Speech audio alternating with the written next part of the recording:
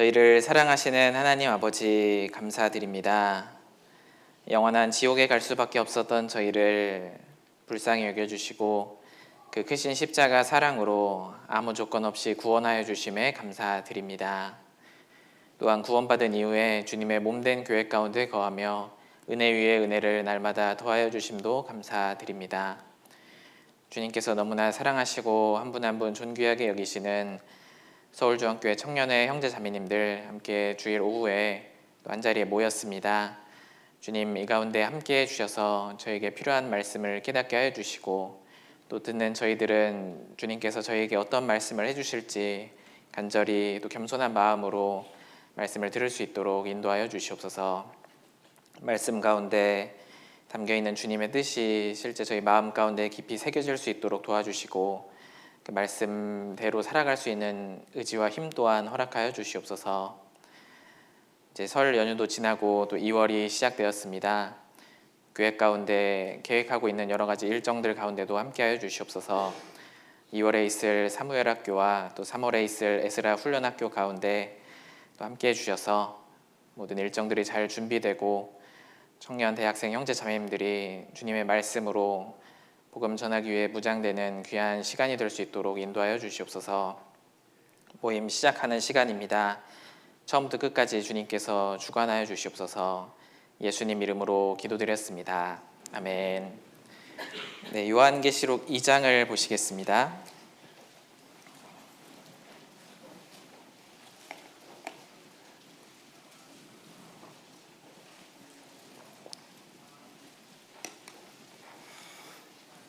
요한계시록 2장 1절부터 3절까지를 먼저 같이 읽어보겠습니다. 요한계시록 2장 1절부터 3절까지 같이 읽어보겠습니다. 에베소 교회 사자에게 편지하기를 오른손에 7뼈를 붙잡고 7 금촛대 사이에 다니시는 이가 가라사대 내가 내 행위와 수고와 내 인내를 알고 또 악한 자들을 용납지 아니한 것과 자칭 사도라 되 아닌 자들을 시험하여 거짓된 것을 내가 드러낸 것과 또 내가 참고 내 이름을 위하여 견디고 게으르지 아니한 것을 아노라. 이 요한계시록은 사도 요한께서 이제 아시아의 7 교회에 보낸 하나님의 말씀입니다. 이제 이 당시 로마 시대인데 당시 로마 황제 이름이 도미티아누스 황제입니다. 이제 도미시안 황제라고도 하는데 우리가 보통 로마 황제 중에 이 기독교를 박해한 황제 하면 이제 네로 황제를 많이 떠올리시잖아요. 근데 이 네로만큼이나 이 기독교를 박해했던 황제가 바로 이 도미티아누스 황제였습니다. 이제 네로는 이제 로마에 그때 대화재가 났었잖아요. 그래서 대화재 탓을 이제 그리스도인들이 그런 거다 하고 이제 어떻게 보면 우발적으로 이제 핍박을 이제 했었는데 이 도미티아누스 황제는 이제 자신을 황제를 신으로서 숭배하라고 강요하면서 그것을 거절하는 이제 크리스찬들을 이제 조직적으로 박해했던 이제 사람입니다. 이제 그 당시에 사도 요한은 이제 유일하게 살아남은 예수님의 사도로서 에베소에서 이제 사역을 하고 있었습니다. 근데 이제 전승에 의하면 이 도미티아누스 황제가 이제 요한을 이제 잡아서 죽이려고 했는데 이제 하나님의 보호하심으로 잘 안 죽으니까 이 사람을 이제 정치범 수용소로 유명한 이 밤모섬에 유배를 보내게 됩니다. 그러니까 에베소 성도들 입장에서는 자신과 함께 교제하던 참 늙은 사도께서 이렇게 핍박을 받고 밤모섬으로 유배 갔다 너무나 슬퍼했을 겁니다. 근데 어느 날 그 밤모섬에서 이제 사도 요한의 편지가 온 거죠. 그래서 그 편지가 바로 이 요한계시록인 겁니다. 정말 반가운 마음으로 읽었을 텐데 이 편지를 쭉 읽다 보니까 이게 요한의 어떤 개인적인 서신이 아니라 주님께서 우리에게 주시는 말씀이구나 이것을 알게 되었습니다. 주님께서 만약에 이 시간 우리에게 편지를 보내신다면 어떤 말씀을 하실까? 분명히 무언가 하실 말씀이 있으시겠죠. 뭐 너한테는 할 말 없다 이러진 않으실 거잖아요. 분명히 나에게도 할 말이 있으실 텐데 어떤 말씀을 하실까? 먼저 이 에베소 성도들에게는 가장 먼저 하시는 말씀은 나는 너희가 어떻게 신앙생활하는지 아주 잘 알고 있다 이걸 말씀하십니다. 2절에 보시면 2절에 내가 내 행위와 수고와 내 인내를 알고 여기 안다고 하셨죠. 그리고 3절에도 또 내가 참고 내 이름을 위하여 견디고 게으르지 아니한 것을 아노라. 이제 알고 아노라 이렇게 말씀하셨습니다. 이제 전지하신 주님이시기 때문에 우리의 신앙생활을 다 알고 계신 거죠. 나랑 가까이 교제하는 형제 자매님들도 계시지만 사실 그분들이 나를 다 안다고는 할 수가 없습니다. 내가 과거에 어떤 삶을 살았는지는 모르잖아요. 내가 집에서나 사회에서나 아니면 혼자 있을 때 뭐 하는지는 그분들은 모르잖아요. 속으로 내가 무슨 생각하는지도 내 주변 분들은 사실 모릅니다.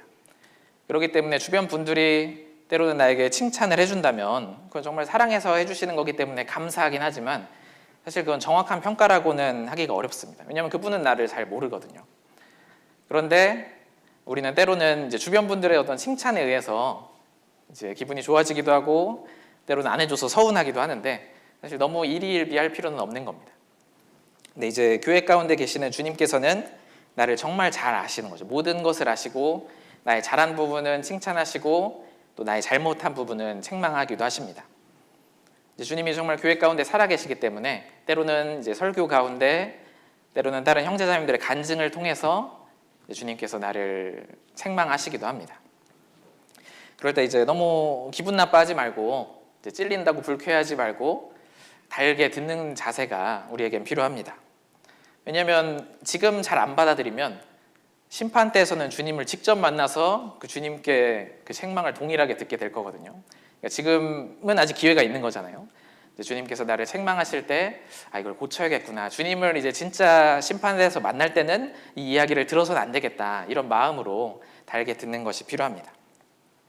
이 주님께서는 이 에베소 교회 성도들도 칭찬도 하시고 이제 책망도 하셨는데 먼저 세 가지를 칭찬하셨습니다. 2절에 다시 보시면 내가 내 행위와 수고와 내 인내를 알고 먼저는 그들의 행위, 수고, 인내를 칭찬하셨습니다. 알고 있다, 잘하고 있다 이제 칭찬하시는 거죠. 이 데살로니가 교회 성도들도 믿음의 역사, 사랑의 수고, 소망의 인내가 있었잖아요. 역사, 수고, 인내인데 이제 역사가 결국 행위거든요. 일을 말하는 거니까 결국 그 에베소 성도들도 행위와 수고와 인내가 있었습니다. 이제 생각만 하고 안 하는 사람도 많잖아요. 간증만 하고 안 하는 사람도 많은데 이 에베소 성도들은 실제적인 행동하는 성도들, 수고하는 성도들, 그리고 인내하는 성도들이었습니다. 주님이 그걸 칭찬하셨습니다. 그리고 두 번째는 제가 2절에서 이어서 읽으면 또 악한 자들을 용납지 아니한 것과 자칭 사도라 하되 아닌 자들을 시험하여 그 거짓된 것을 내가 드러낸 것과 두 번째로 이 에베소 성도들은 잘못된 것을 딱 분별을 해서 바로 딱 쳐낼 수 있는 그런 사람들이었습니다. 먼저는 악한 자들을 용납지 않았다고 했는데 이제 어떤 도덕적으로 윤리적으로 잘못된 사람들이 이제 교회 안에 들어왔을 때 그걸 용납지 않은 겁니다. 고린도전서에 보면 고린도 교회는 그런 죄를 범하는 사람들을 그냥 그대로 놔뒀었잖아요. 그래서 바울 사도에게 책망을 받았었는데 이 에베소 교회 성도들은 그러지 않았던 거죠. 정말 성경적으로 잘못된 것은 명확히 진단을 하고 이제 책망을 했던 겁니다. 그리고 계속 죄를 고집하는 사람이 있다면 이제 주님께서 명하신 징계권을 활용해서 그 사람들을 쫓아냈던 거죠. 그러니까 악에서부터 철저하게 구별되려고 했던 교회가 바로 이 에베소 교회입니다. 그리고 자칭 사도라 하되 아닌 자들을 시험하여 그 거짓된 것을 내가 드러낸 것과 이제 악한 자들도 있었는데 당시 거짓 사도들, 자칭 사도들이 있었습니다. 사도가 아닌데 이제 사도라고 사기를 어떻게 보면 치는 거죠. 이제 거짓 교사들인데 이 사람들이 왔을 때 그냥 다 받아들인 게 아니라 여기 보면 시험하여 그 거짓된 것을 내가 드러냈다 이렇게 말을 하고 있습니다. 이제 테스트를 한 거죠. 시험을 해봐서 이 사람 거짓 사도네. 우리가 배운 성경과 사도들이 알려준 교리와 다른 것을 전하고 있네 하면 그걸 드러내서 이제 쫓아냈던 겁니다. 그러니까 이 에베소 교회 성도들은 성경에 정말 능한 사람들이라고 할 수 있겠죠. 그래야 잘못된 건지 분별을 해서 시험해서 드러낼 수가 있잖아요. 이 에베소 성도들은 신앙적으로는 참 엘리트 코스 교육을 받은 사람들이라고 할 수 있습니다. 왜냐하면 처음에는 사도 바울에게 직접 배웠거든요. 사도 바울에게 3년 동안 배우고 그 이후에는 디모데에게 배우고 그 이후에는 사도 요한에게 배웠던 사람들이 바로 이 에베소 교회 성도들입니다. 그러니까 신앙에 참 쟁쟁한 그 기둥 같은 사람들이 이 에베소 교회에서 많은 가르침을 줬던 건 거죠. 그리고 사도행전 20장에도 보면 이 바울 사도께서 에베소 장로들에게 떠나면서 앞으로 너희에게 이런 악한 이리들, 거짓 교사들이 올 것이다. 그것을 미리 경고를 했었습니다. 그러니까 이 에베소 성도들은 그 바울의 말을 잘 귀담아 들었던 거고, 정말 바울의 말씀대로 이런 거짓 교사들이 왔네 했을 때 명백히 드러내고 이제 쫓아냈던 그런 거룩한 이제 구별된 성도들이 바로 에베소 성도들이었습니다. 그리고 세 번째로 3절입니다. 3절에 보시면 또 내가 참고 내 이름을 위하여 견디고 게으르지 아니한 것을 아노라. 이제 세 번째는 이 사람들은 환난과 핍박 가운데서도 참고 견디고 수고하는 그런 성도들이었습니다. 이 당시에는 참 핍박하는 사람들이 많았었거든요. 이제 유대인들도 핍박하고 이제 이방인들도 반대를 하고, 특별히 당시 로마 황제가 핍박을 하던 그런 시대였기 때문에 정말 많이 어려운 시대라고 할 수 있습니다. 단지 믿는다는 이유만으로 많은 불이익을 받을 수밖에 없는 그런 시대였지만 그들은 참았던 거죠. 그리고 주님의 이름을 위해서 견디고 그 가운데서도 게으르지 않았습니다. 이런 어려운 환경 가운데 있으면 난 이런 환경에 있으니까 이건 어쩔 수 없는 거지 하고 주눅이 들기도 하고 충분히 게을러질 수도 있을 텐데, 이 사람들은 그럼에도 불구하고 그런 환난과 핍박에도 선한 일에 힘쓰는 부지런한 그런 성도들이었습니다. 그러니까 참 핍박이 없는 시대에 사는 우리들이 어떻게 보면 감히 상상할 수 없는 이런 신앙을 가진 사람들이 바로 이 초대교회 에베소 교회 성도들이었습니다. 그리고 중요한 건 이 2절 3절의 평가는 자화자찬하는 게 아니라 주님이 말씀하시는 거잖아요. 이건 100% 정확하신 주님이 지금 칭찬을 하고 계시는 겁니다. 만약에 내 주변에 이런 분이 있다면 무슨 생각을 할까요? 그분을 보면서 정말 행동하고 수고하고 인내하고 악에서도 구별되고 성경도 잘 알고 환난과 핍박 가운데서도 잘 참고 견디고 부지런한 성도, 그런 성도가 만약에 내 옆에 있다면 이분은 진짜 대단한 분이다. 어떻게 저렇게 신앙생활을 잘할까? 우리는 아마 자연스럽게 그런 생각을 할 수밖에 없을 겁니다. 이 에베소 성도들은 어떤 세상과 섞이고 죄짓고 이런 성도들이 아닌 거거든요. 정말 훌륭한 신앙을 가진 사람들이었습니다. 그런데 이제 주님께서 칭찬도 하시고 이제 책망도 하시는 거죠. 한 가지를 다 책망을 하시는데 그 책망하시는 내용이 얼마나 중요한 내용인지, 중대한 부분인지 그 앞에 했던 그 화려한 칭찬들이 다 빛을 잃어버릴 수밖에 없는 그런 책망을 딱 받은 겁니다. 그리고 뒤에 보면 예수님께서 너희가 계속 이런 식으로 나온다면 나는 너희랑 도무지 함께 할 수가 없다. 내 촛대를 그 자리에서 옮기겠다. 이렇게 경고를 하십니다. 이제 요한계시록 1장 2장에 촛대는 교회를 의미하는데 이제 주님이 더 이상 너희랑은 같이 역사하지 않겠다. 이렇게 말씀을 하시는 거죠. 주님이 역사하지 않으면 죽은 교회가 되는 거잖아요. 그 교회를 통해서는 아무도 구원받을 수 없고 아무도 신앙이 성장할 수 없는 그런 죽은 교회가 되는 겁니다. 그냥 구원받은 사람들 모이면 다 교회가 되는 게 아니라 주님이 역사하셔야 되는데 나는 너희에게 이대로 가면 도저히 역사할 수가 없겠다. 이렇게 경고를 하시는 건 거죠. 이 2절 3절만 보면 대체 이렇게 훌륭하게 사는 성도들이 뭘 그렇게 잘못을 했길래 주님이 이런 말씀을 하실까? 이제 4절입니다. 4절이 그 책망의 내용이죠. 2장 4절은 같이 읽어보겠습니다.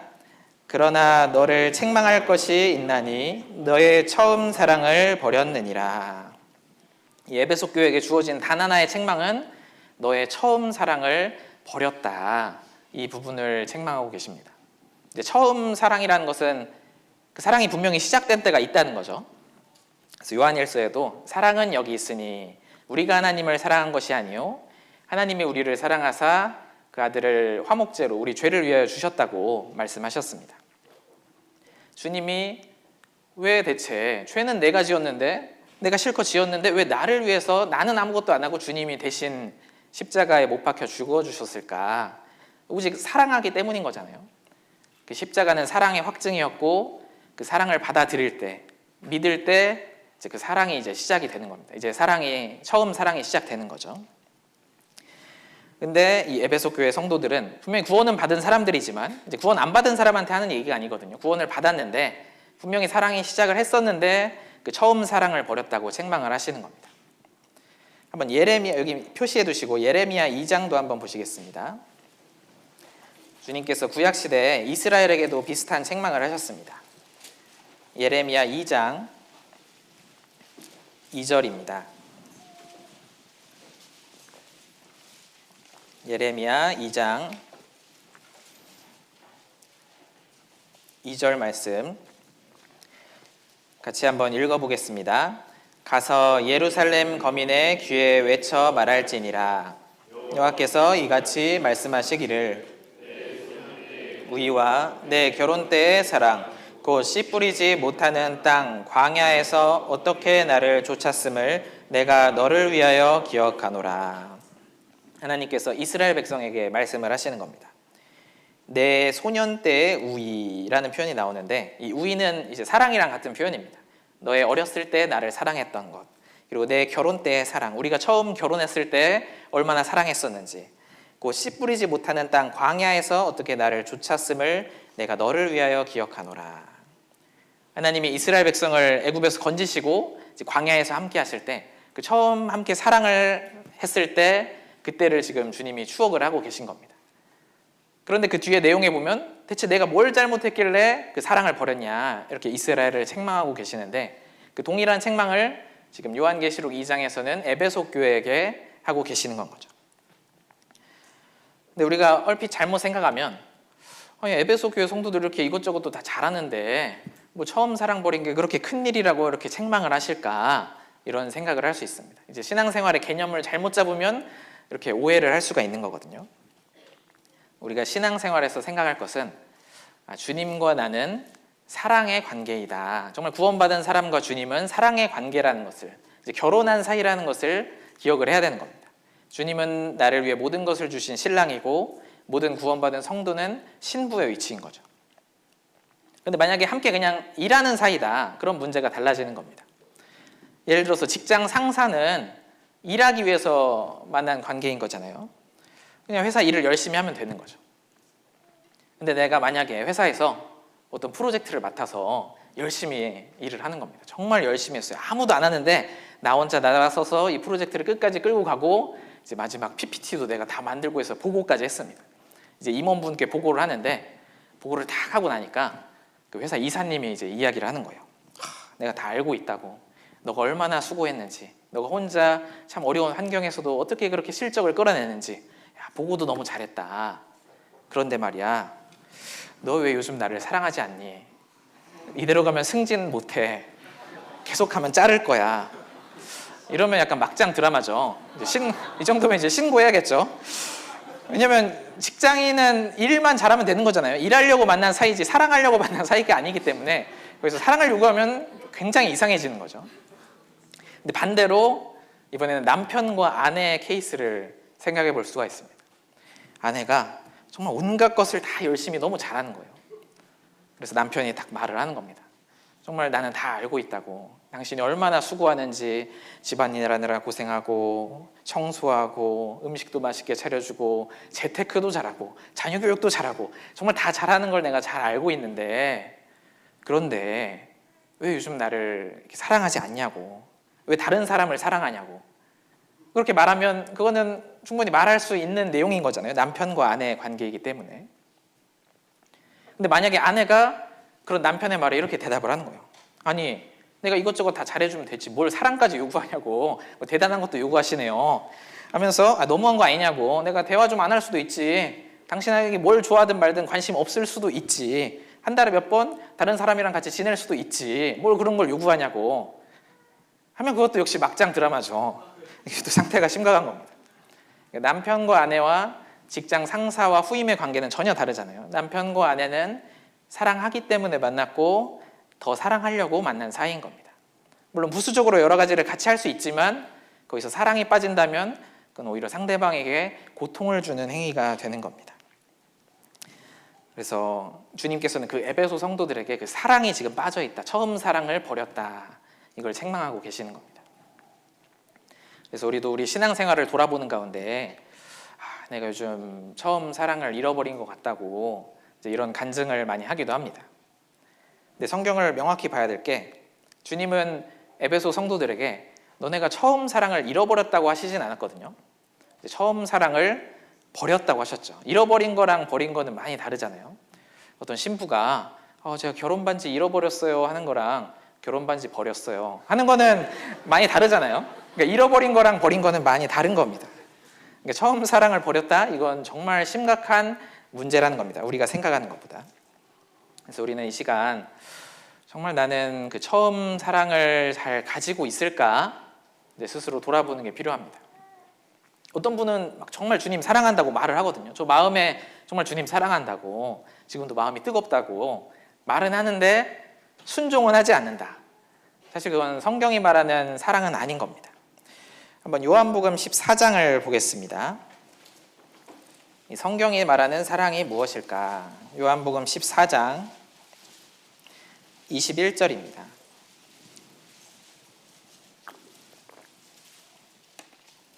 요한복음 14장 21절에 예수님이 하시는 말씀입니다.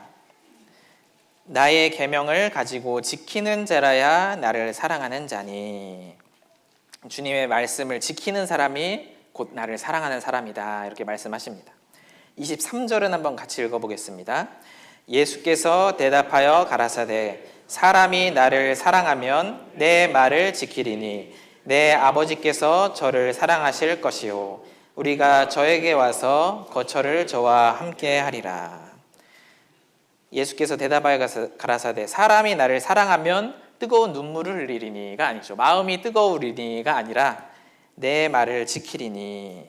결국 사랑하는 사람은 말씀에 순종한다는 겁니다. 정말 사랑한다면 순종과 수고로서 그게 나타난다는 거죠. 그래서 고린도전서 13장에서 말하는 사랑도 사랑은 오래 참고 사랑은 온유하며, 여기 어떤 감정적인 게 들어가 있지 않잖아요. 전부 다 동사입니다. 움직이는 걸 말을 하고 있거든요. 이제 제가 직접 읽어본 건 아닌데 어떤 신앙 서적이 제목을 보니까 사랑은 움직이는 거야, 이런 책이 있더라고요. 그래서 처음에는 무슨 제목이 이러냐, 뭐 사랑이 이랬다 저랬다 움직인다는 거냐 했는데 알고 보니까 이제 사랑이 뭔지 아냐, 사랑의 본질은 움직이는 거다, 행동하는 거다, 이제 이런 제목이더라고요. 약간 낚시성 제목인데 아무튼 사랑의 본질은 움직이는 거라는 거죠. 행동하는 거라는 거죠. 저는 마음이 뜨겁습니다. 정말 막 눈물이 납니다. 하지만 순종은 없다면 그건 처음 사랑을 명백히 버린 거라고 할 수가 있습니다. 오히려 나는 뭐 마음이 뜨거운지는 잘 모르겠지만 정말 주님을 위해서 내가 할 수 있는 최선을 다해서 순종하겠다고 하는 사람이 정말 주님을 사랑하는 사람이라고 할 수 있습니다. 그럼 반대로 또 반대의 케이스도 있겠죠. 나는 교회에서 이것저것 많이 하고 있으니까 주님 사랑하는 거겠지. 근데 그것도 한번 생각을 해봐야 되는 겁니다. 이 에베소 성도들은 딱 그랬던 거잖아요. 이 고린도전서 13장의 1절부터도 보면 분명히 사랑이 없어도 사람의 말과 천사의 방언을 할 수도 있고, 모든 비밀과 모든 지식을 알고 산을 옮길 만한 믿음이 있고 내 모든 것으로 구제하고 내 몸을 불사르게 내어줄 수도 있다고 말씀을 하시는 겁니다. 사랑이 없어도 뭔가 이것저것 할 수도 있다는 것을 분명히 말씀하고 계십니다. 그러니까 주님은 어떤 내 행위가 부족해서 필요로 하시는 게 아니잖아요. 주님은 진정한 사랑을 나에게 요구하시는 겁니다. 그럼 에베소 교회 성도들은 뭐 이것저것 했는데 그건 뭐냐? 이제 뭐냐면 이제 사랑이 신앙생활의 원동력이라고 우리가 많이 듣잖아요. 이제 원동력이라고 많이 듣는데 마치 자전거에 비유를 하자면 이제 자전거는 페달을 밟아야 그게 원동력이잖아요. 페달을 밟는 게 이제 원동력입니다. 근데 만약에 자전거를 쭉 타고 가다가 페달을 갑자기 탁 안 밟으면 어떻게 되나요? 갑자기 쓰러질까요? 갑자기 쓰러지지 않겠죠. 뭐 자전거 안 타보셨나 본데 아무튼 갑자기 쓰러지진 않고 이제 가던 게 있으니까, 관성이 있으니까 계속 가던 건 가잖아요. 가던 건 가지만 페달을 계속 안 밟으면 점점 느려지고 언젠가 멈추고 이제 쓰러지게 될 수밖에 없는 겁니다. 이 에베소 교회 성도들의 상태가 그랬던 거죠. 전에 하던 거가 있으니까 이제 하던 건 하고 있는데 거기에 처음 사랑은 빠져 있는 상태였던 겁니다. 마치 페달을 안 밟는 자전거처럼 지금 점점, 물론 전에 가던 속도가 있으니까 마치 주변에서 보기엔 빠르게 가는 것 같지만 점점 느려지고 있는 그런 상태였던 겁니다. 그래서 우리도 우리의 신앙생활을 평가할 때 내가 얼마나 빠르게 지금 가고 있습니다. 굳이 자전거로 비유하자면 내가 정말 얼마나 빠르게 가고 있냐, 이게 중요한 게 아니라 나는 빨라지고 있을까요? 느려지고 있을까요? 이게 중요한 겁니다. 난 지금 정말 빠르게 가고 있습니다. 우리 부서에서 그래도 보면 내가 잘하는 것 같은데요. 이게 중요한 게 아니라 나는 점점 성장하고 있습니까? 아니면 퇴보하고 있습니까? 이게 주님이 보시는 중요한 부분인 겁니다. 이과분들을 위해서 추가로 설명을 드리면 속도가 중요한 게 아니라 가속도가 중요한 건 거죠. 왜냐면 F는 MA니까. 아무튼 죄송합니다. 아무튼 속도가, 이제 신앙이 점점 성장하고 있냐 아니면 퇴보하고 있냐가 중요한 거지, 나 지금 얼마나 잘하고 있어요, 이게 중요한 게 아니라는 건 거죠. 나는 점점 성장하고 있을까? 순종이 넓어지고 깊어지고 있을까? 어제보다 나은 오늘을 보내고 있을까? 작년보다 나은 2025년을 보내고 있을까? 이거를 돌아봐야 되는 겁니다. 근데 힘을 못 받으면, 사랑을 못 받으면 점점 느려지는 거죠. 지쳐가고 주변 사람의 어떤 행동에 의해서 많이 영향받게 되고 불평이 나오고 이제 예민해집니다. 환경이 어려워서가 아니라, 육신이 약해서가 아니라 처음 사랑을 버렸기 때문에 그게 점점 겉으로 드러나기 시작하는 거죠. 근데 에베소 성도들이 처음부터 그랬던 건 아닌 겁니다. 처음에는 그 처음 사랑을 가지고 있었죠. 한번 사도행전 19장을 보겠습니다. 이 에베소 성도들이 처음 사랑을 가지고 있을 때는 어땠을까? 사도행전 19장입니다.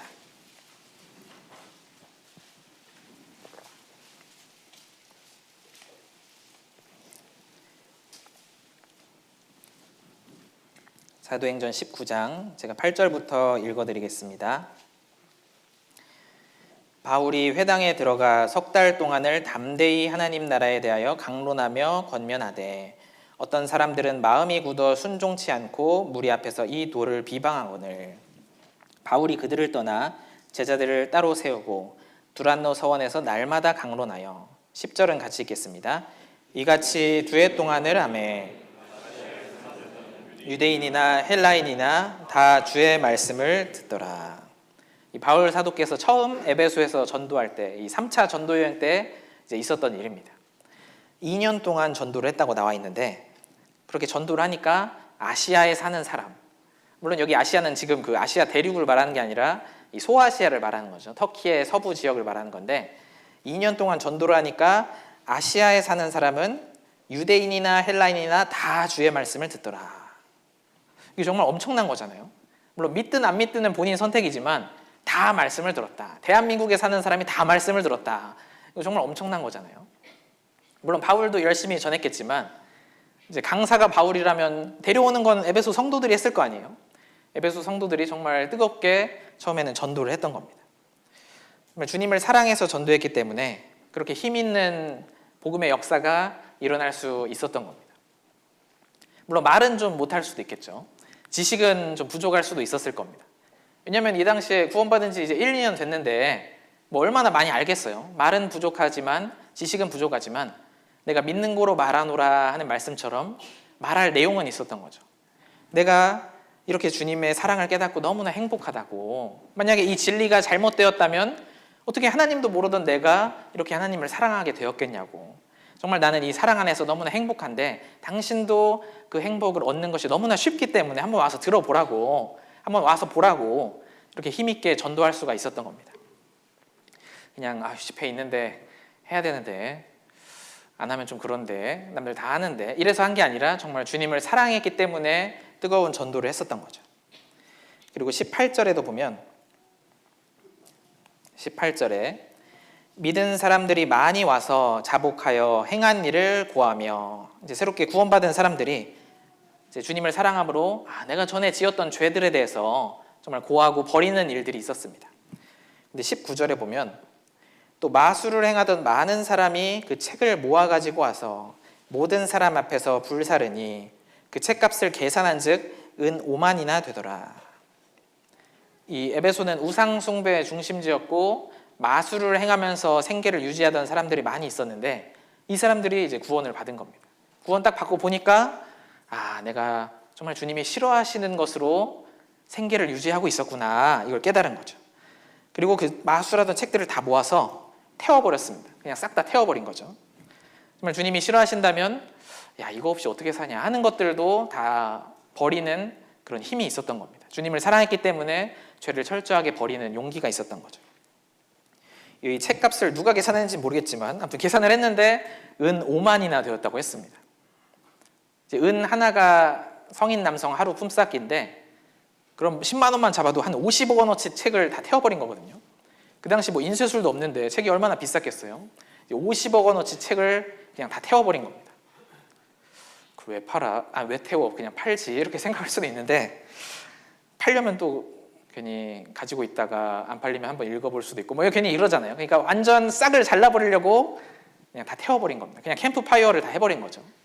정말 주님에 대한 사랑의 불길이 강하게 일어나던 때가 바로 이 에베소 교회의 처음 사랑이었습니다. 죄에 대해서는 주님 싫어하면 나도 싫다 하는 그런 마음이 있었던 거죠. 그리고 이제 10년이 지났는데 10년이 지나도 이 에베소 성도들의 사랑은 변하지 않았습니다. 그 소문이 로마 옥중에 갇혀있는 바울 사도에게까지 전해질 정도였던 거죠. 한번 에베소서 1장을 보겠습니다. 에베소서 1장. 이 에베소서는 에베소 교회가 세워진 지 한 10년 정도 뒤에 쓰인 편지입니다. 에베소서 1장 15절입니다. 1장 15절, 16절 두 구절 같이 읽어보겠습니다. 이를 인하여 주 예수 안에서 너희 믿음과 모든 성도를 향한 사랑을 나도 듣고 너희를 인하여 감사하기를 마지 아니하고 내가 기도할 때 너희를 말하노라. 이 바울 사도가 로마 옥중에 갇혀 있었는데 이 에베소 성도들의 소식을 들었습니다. 너희의 믿음과 15절에 나오죠. 너희 믿음과 모든 성도를 향한 사랑을 나도 들었다. 이 모든 성도를 향한 사랑이 있었습니다. 이거 정말 쉬운 게 아니잖아요. 나랑 친한 사람, 나한테 잘해주는 사람에 대한 사랑이 아니라 모든 성도에 대한 사랑이었습니다. 그렇죠. 나랑 친한 사람, 나에게 잘해주는 사람 사랑하는 건 믿음 없어도 할 수 있잖아요. 구원 안 받아도 그건 다 할 수 있는 겁니다. 이 사람들은 모든 성도에 대한 사랑이 있었던 거죠. 나랑 친하든 안 친하든, 나랑 스타일이 맞든 안 맞든, 나에게 잘해주든 못해주든 간에 성도라는 이유로, 주님의 자녀란 이유로 사랑하는 그 사랑이 있었습니다. 주님을 정말 사랑하지 않으면 이 모든 성도의 사랑에 대한 사랑은 있을 수가 없는 거거든요. 그들은 여전히 10년이 지났어도 주님을 뜨겁게 사랑하고 있었습니다. 이 에베소서가 어떻게 끝나는지 아시나요? 에베소서 6장 24절에 보시면 에베소서는 이렇게 끝나고 있습니다. 마지막 6장 24절에 우리 주 예수 그리스도를 변함없이 사랑하는 모든 자에게 은혜가 있을지어다. 우리 주 예수 그리스도를 변함없이 사랑하는 모든 자에게 은혜가 있을지어다. 이렇게 끝나고 있는 겁니다. 그런데 참 아이러니하게도 이 편지를 받은 에베소 성도들이 시간이 지나니까 지금 처음 사랑을 버렸다고 책망을 받고 있는 겁니다. 예수님은 십자가에 돌아가실 때나 이때나 여전히 동일하게 사랑하고 계신데 이 에베소 성도들이 변한 거죠. 그 처음 사랑을 버린 겁니다. 주님이 얼마나 마음이 아프셨겠어요. 다시 요한계시록 2장을 보겠습니다. 본문인 요한계시록 2장. 그래서 주님께서 그들을 이렇게 책망하고 계십니다. 2장 4절에 다시 보시면 요한계시록 2장 4절. 그러나 너를 책망할 것이 있나니 너의 처음 사랑을 버렸느니라. 그러므로 어디서 떨어진 것을 생각하고 회개하여 처음 행위를 가지라. 만일 그리하지 아니하고 회개치 아니하면 내가 내게 임하여 내 촛대를 그 자리에서 옮기리라. 먼저는 사랑을 버린 그들에게 5절에 보면 그러므로 어디서 떨어진 것을 생각하라 하셨습니다. 한번 생각해 보라는 거죠. 대체 이 문제가 어디서 시작이 되었는지, 왜 떨어지게 되었는지, 사랑이 왜 버리게 되었는지 한번 생각을 해보라는 겁니다. 근데 그 이유가 뭘까? 근데 여기는 안 나오거든요. 이 에베소 성도들에게 주님이 너 뭐 잘못했어? 이렇게 정확히 말씀하시진 않습니다. 그냥 사랑을 버렸다고만 하시거든요.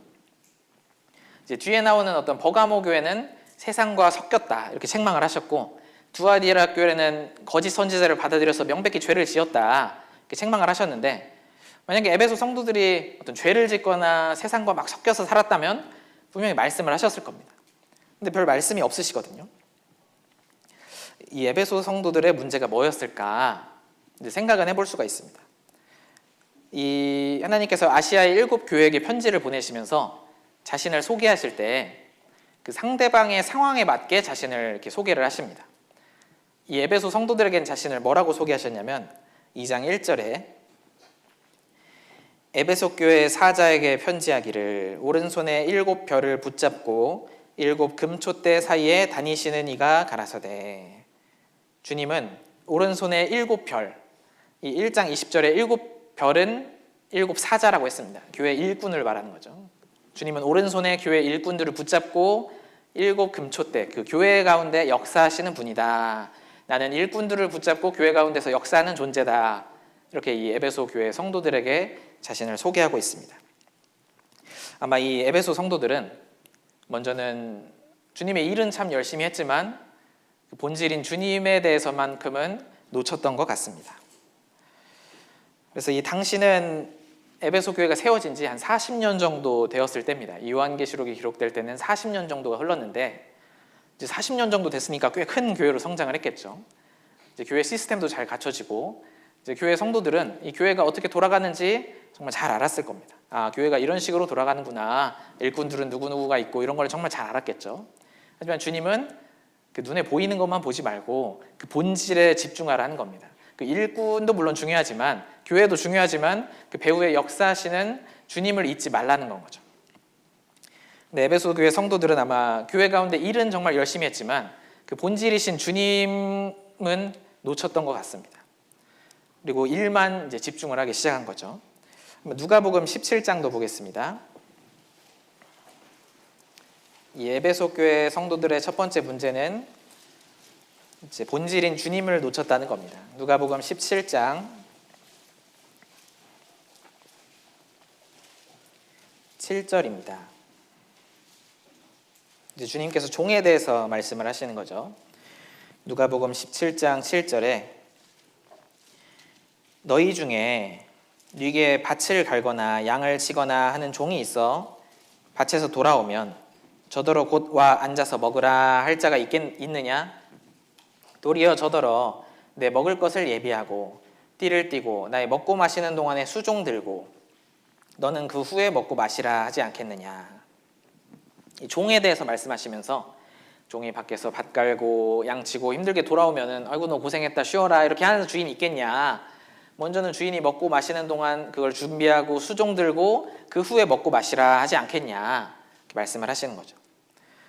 여기서 양을 치는 것, 이제 밭을 갈고 양을 쳤다고 했는데 밭을 가는 것은 우리가 전도하기 위해서 영혼들의 마음밭을 가는 것을 생각해 볼 수가 있습니다. 그리고 주님이 성도들을 돌보라고 하면서 내 양을 치라 이렇게 말씀하셨잖아요. 주님의 일인 거죠. 복음을 전하고 교회 가운데 성도들과 서로 사랑하고 섬기고 하는 그런 주님의 일을 한다고 해서 개인적으로 주님 섬기는 것을 안 해도 되겠냐? 당연히 해야 된다. 이것을 말씀하시는 겁니다. 근데 자칫 잘못하면 일은 열심히 하는데 주님을 정말 마음으로 섬기는 것은 뒷전이 되었을 수도 있는 거죠. 이게 소홀해질 수가 있는 겁니다. 그리고 이 에베소 교회 성도들의 두 번째 문제는 헛된 자기만족이 들어왔을 수도 있습니다. 아까 말씀드린 것처럼 이제 교회가 세워진 지 한 40년 정도 됐기 때문에 처음 바울 사도랑 같이 복음을 전했던 사람들은 아마 다 죽었거나 엄청나게 늙은 노인들이 아마 됐을 겁니다. 이제 40년 정도 지나갔으니까요. 이제 1세대가 지나가고 이제 새로운 2세대, 3세대가 교회의 주축이 되어서 지금 나아가고 있는 건 거죠. 근데 1세대는 정말 아무것도 없는데 맨 땅에 헤딩하면서 바울 사도와 함께 복음을 전하고 교회를 세웠던 거잖아요. 근데 이제 새로운 세대는 다 갖춰진 곳에서 이제 생활을 하고 있었던 겁니다. 그러니까 어떻게 보면 선배들이 이룩한 터 위에서 편하게 지내고 있었던 거죠. 그러면 그 터 위에 있으니까 처음 사랑을 가지고 주님이 이루시는 더 큰 역사를 기대해야 될 텐데 잘못하면 헛된 자기만족에 빠질 수가 있는 겁니다. 마치 내가 잘해서 이렇게 된 것처럼 다이아몬드 수저를 물고 태어났는데 마치 내가 잘해서 이렇게 된 것처럼 헛된 자기만족에 빠질 수가 있다는 건 거죠. 그리고 앞서서 일이 중심이 될 수가 있다고 말씀드렸는데 신앙생활에서 일이 중심이 되기 시작하면 이제 점점 신앙의 동기가 자기 만족과 남의 시선으로 바뀌게 됩니다. 전에는 주님 뜻을 이루는 게 목적이었는데 이제 자기 만족과 남의 시선 때문에 하는 것이 점점 늘어나기 시작하는 거죠. 그러다 보면 그런 변질된 기준, 나만의 잘못된 기준을 가지고 이거대로 하면 잘한 거, 이렇게 마음대로 이제 생각하게 되는 겁니다. 그거 한다고 진짜 잘하는 건 아닌데 나의 설정한 기준에 있어서 나는 이걸 하니까 잘하고 있어. 이제 스스로 만족하게 되는 거죠. 헛된 교만과 자기 만족이 들어옵니다. 그러면은 나는 이미 괜찮은 사람이 되어 있는 거죠. 신앙적으로 봤을 때 스스로의 착각 가운데 그렇게 나는 이미 괜찮은 사람이 되어 있기 때문에 주님의 공급하심이 목마르지 않게 되는 겁니다. 내가 정말 부족하다는 걸 알면 주님의 공급하시는 것이 너무나 절실하게 될 텐데 어떻게 보면 헛배가 부른 거죠. 이미 나는 배부른 상태이기 때문에 주님의 차려주시는 밥상이 별로 그렇게 간절하지가 않게 되는 겁니다. 그렇게 영적 게으름에 빠지게 되는 거죠. 아가서 5장을 보겠습니다. 이제 세 번째 문제는 영적 게으름입니다. 아가서 5장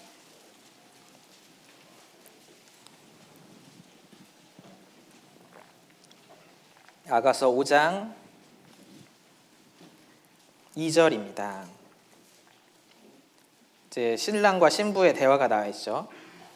이제 신부가 말을 하는 겁니다. 5장 2절에 내가 잘지라도 마음은 깨었는데 나의 사랑하는 자의 소리가 들리는구나. 이제 신랑의 소리가 들리는 거죠.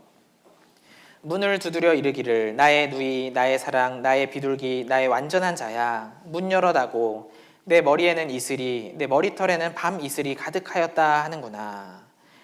그런데 3절에 내가 옷을 벗었으니 어찌 다시 입겠으며 내가 발을 씻었으니 어찌 다시 더럽히랴마는. 신랑은 주님은 간절하게 교제하기를 원하는데 신부는 전혀 다른 생각을 하고 있는 거죠. 아, 씻었는데, 나 누웠는데, 귀찮은데 이렇게 영적 게으름에 지금 빠져 있는 상태인 겁니다. 전에는 처음 사랑이 있을 때는 교회당에 와서 함께 말씀을 듣고 교제하는 시간이 너무나 큰 즐거움이고 기다려지는 시간이었는데 이제 점점 이제 그런 게 간절해지지 않는 거죠. 이런저런 핑계를 대면서 이제 처음부터 안 오진 않죠. 점점 이제 늦게 오기 시작합니다.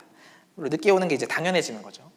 전에는 개인적으로 주님과 말씀을 읽고 기도하고 이런 시간이 참 간절하고 기뻤는데 점점 피곤해, 너무 바빠서 이런 것들을 이제 뒤로 미루게 되는 겁니다. 주님과의 영적 교제가 간절하지 않게 된 거죠.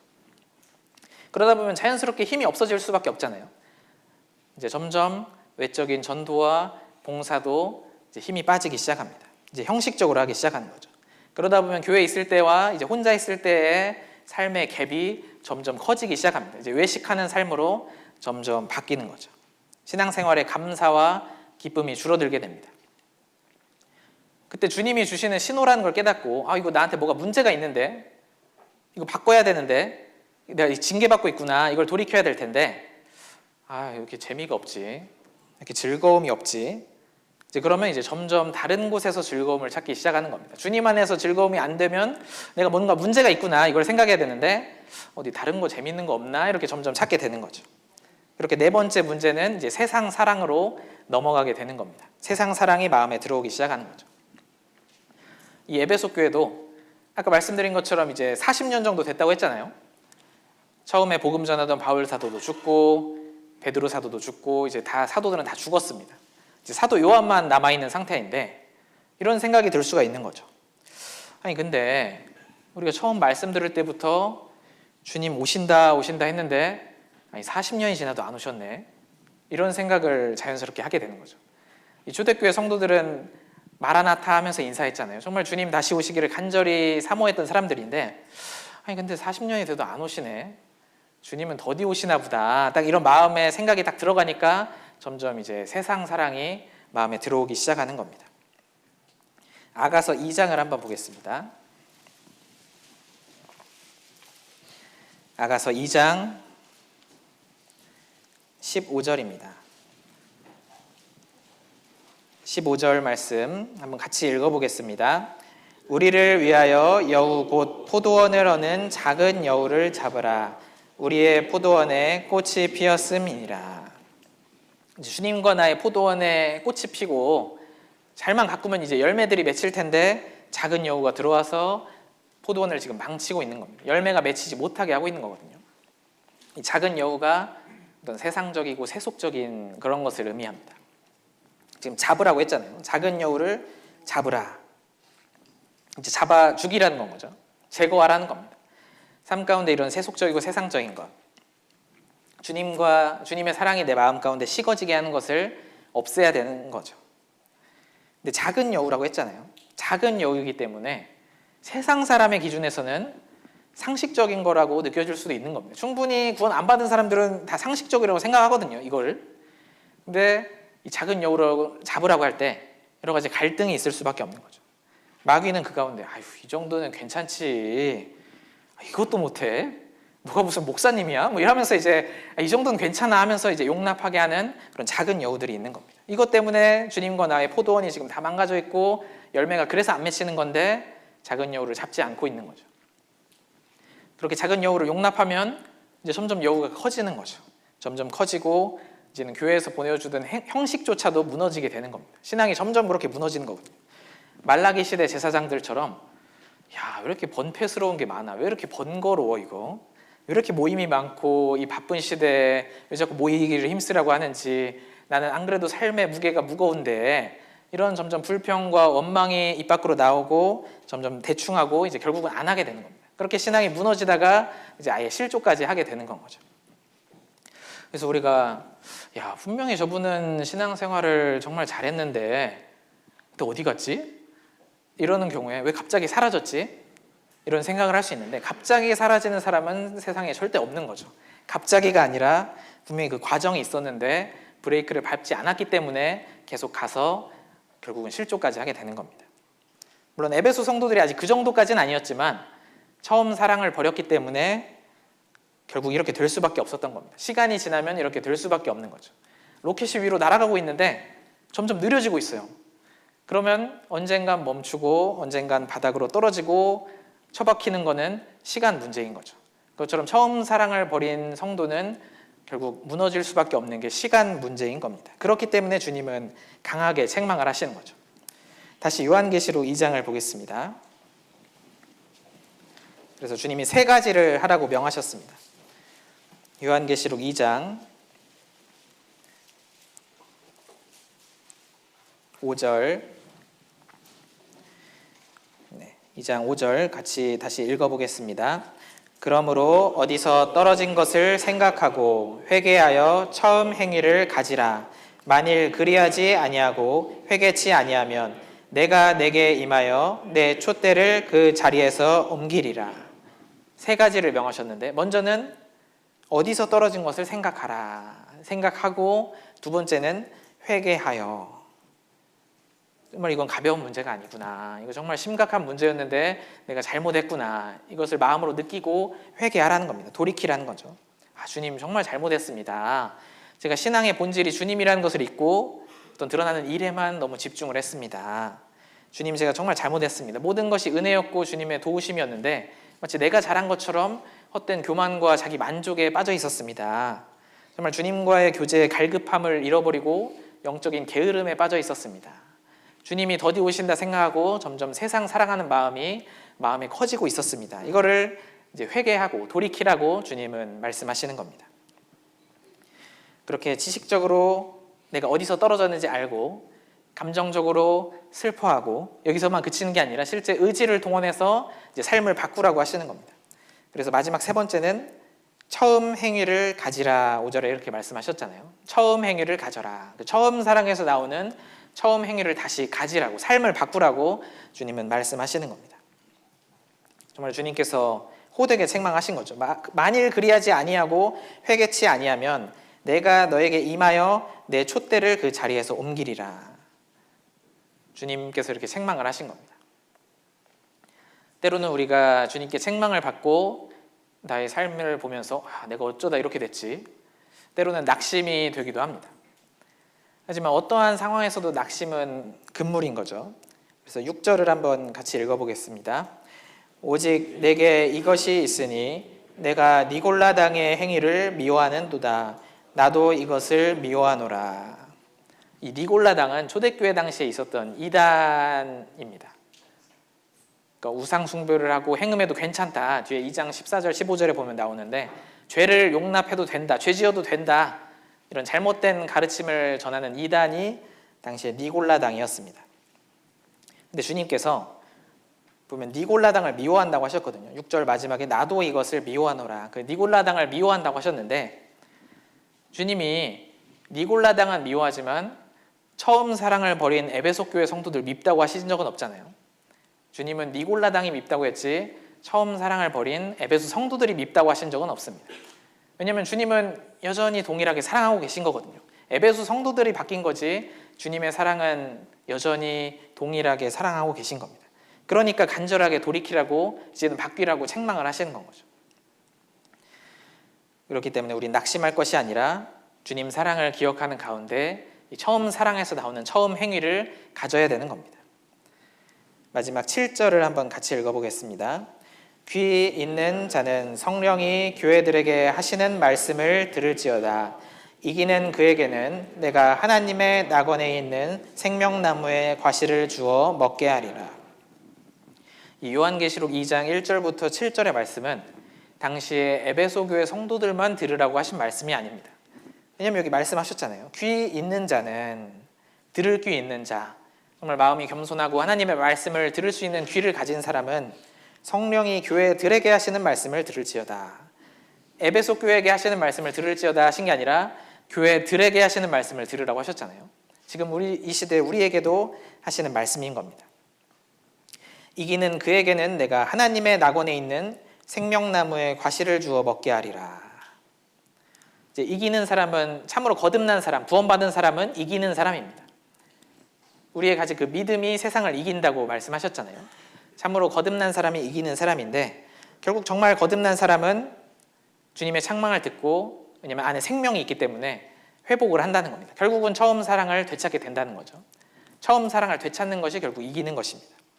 그래서 이기는 그에게는 내가 하나님의 낙원에 있는 생명나무의 과실을 주어 먹게 하리라. 이 생명나무가 먹으면 영생하는 나무잖아요. 정말 참으로 구원받은 사람은 결국은 그 처음 사랑을 회복하게 되고 주님과 함께 영원한 생명을 누리며 또 이 땅에서 어떻게 살았는지에 따라서 영원한 영광을 누리게 될 것을 말씀하고 계시는 겁니다. 오늘은 이 에베소 교회에게 말씀하시는 처음 사랑을 버렸다는 책망에 대해서 같이 생각해 보았습니다. 이제 새해가 시작한 지 얼마 안 된 것 같은데 또 금방 2월이 되었습니다. 참 나는 신앙생활을 하고 있는데 정말 처음 사랑을 가지고 있을까? 혹시 처음 사랑을 버렸다면 내가 어디서 떨어졌는지 생각해보고 회개하고 다시 처음 행위를 가져야 되는 겁니다. 네, 제가 기도하고 마치도록 하겠습니다. 저희를 사랑하시는 하나님 아버지 감사드립니다. 항상 저희와 함께하여 주시고 부족한 저희를 오래 참아주시며 말씀으로 교훈하여 주심에 감사드립니다. 오늘 처음 사랑에 대한 요한계시록 2장 말씀을 함께 생각해 보았습니다. 저희가 여러 가지 모양으로 신앙생활을 하고 있는데 정말 참으로 구원받았는지, 또한 구원받았다면 그 처음 사랑을 가지고 있는지 스스로 돌아볼 수 있도록 인도하여 주시옵소서. 저희가 잘못된 부분이 있다면 깨닫게 하여 주시고 저희가 철저히 돌이키고 회개하는 가운데 그 주님 처음 사랑에서 나오는 삶을 살아갈 수 있도록 도와주시옵소서. 주님을 가장 우선시하고 헛된 자기 만족에 빠지지 않고 겸손한 마음으로 신앙생활할 수 있도록 도와주시옵소서. 주님과의 교제를 정말 갈급한 마음으로 사모하고 세상을 사랑하는 것이 아니라 주님을 더욱 사랑하는 저희가 될 수 있도록 도와주시옵소서. 그래서 그런 저희 가운데 주님이 더욱 역사하셔서 올 한 해도 영원히 건져지고 세워지는 역사가 나타나길 간절히 원합니다. 이후의 일정도 주님께만 의탁드립니다. 예수님 이름으로 기도드렸습니다. 아멘.